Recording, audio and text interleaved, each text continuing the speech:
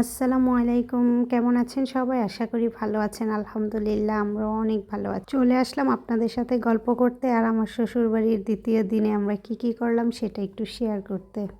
আমরা আসলে সারাদিন কি করি সেটাই কিন্তু আপনাদের সাথে শেয়ার করি। আর আপনাদের সাথে শেয়ার না করলে তো একদমই ভালো লাগে না। এজন্য জাস্ট শেয়ার করার জন্যই ভিডিওগুলো করি।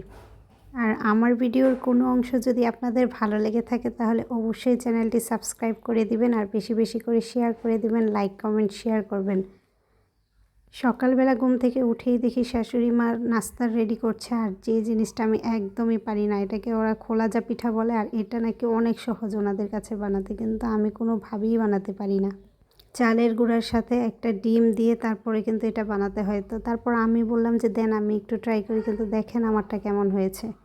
আর ওই দিক দিয়ে নাস্তা শেষ করেই আমরা পুকুরে জাল দিলাম। দেখি কয়েকটা মাছ ধরতে পারি, কিন্তু পুকুরে প্রচুর পরিমাণে পানি থাকার কারণে কোনোভাবেই একটা মাছও ধরতে পারছি না। চেষ্টা করেই যাচ্ছে প্রায় 15 থেকে 20 বার। 2 ভাই মিলে অনেক চেষ্টা করছে, কিন্তু কোনোভাবেই মাছ পাচ্ছে না। আর যাও পেয়েছে একবারে ছোট 1-2টা মাছ। ওরা ওই দিক দিয়ে মাছ ধরছে আর আমি একটু সাইড ভিউগুলো নেওয়ার চেষ্টা করছি। তো ওইখানে আমাদের একটা জাম গাছ আছে, সেটাও আপনাদের সাথে শেয়ার করব ওইটাই ভাবছি, কিন্তু সামনে 2টা গরু দেখে একটু আটকে গেলাম। আর এই তো দেখেন আমাদের 1-1.5 ঘন্টার ফসল, মাত্র এই কয়েকটা মাছই আমরা পেয়েছি। আর যে জিনিসটা আপনাদের সাথে শেয়ার করতে চেয়েছিলাম, এই তো দেখেন জাম গাছ, মাত্র ছোট মুকুল, কিন্তু একদিকে জাম পেকে গেছে আর একদিক দিয়ে জামের এই অবস্থা। আর এই তো জাম্বুরা গাছে প্রচুর পরিমাণে জাম্বুরা হয়েছে। তো ভাবলাম যে আপনাদের সাথে একটু শেয়ার করি, যেহেতু এখানে দাঁড়িয়ে আছি। তো এই তো দেখেন একবারে কাছ থেকে আমি ভিডিওটা করে নিচ্ছি। এটা কিন্তু আমাদের বাড়ির বাইরের পুকুরটা, আর পুকুরের পাশেই গাছগুলো।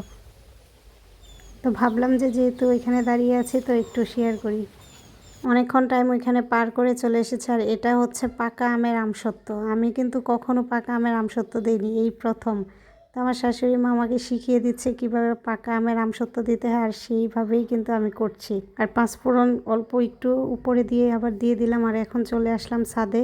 তো ছাদের মধ্যে এটাকে শুকায়ে দিয়ে তারপর আমরা আবার নিচে চলে গেলাম। আর ওই দিক দিয়ে দুপুরের রান্নাবান্নার আয়োজন করা হচ্ছে। তো এদিক দিয়ে দুপুরের রান্নাবান্না যখন শুরু হয়ে যাচ্ছে, আর দুপুর টাইমে আমরা কিন্তু একটু জাম ভর্তা করে তারপরে খেয়েছিলাম। আপনাদের কার কেমন লাগে জাম ভর্তা খেতে একটু কমেন্ট করে জানাবেন। এভাবে শুকনো মরিচ দিয়ে খেতে কিন্তু দারুণ হয় জাম ভর্তাটা। আর সবগুলো জামই কিন্তু গাছ পাকা জাম ছিল, আর নিজের গাছের জিনিস যেটা ফ্রেশ একবারে, সেটা খেতে তো ভালোই লাগে।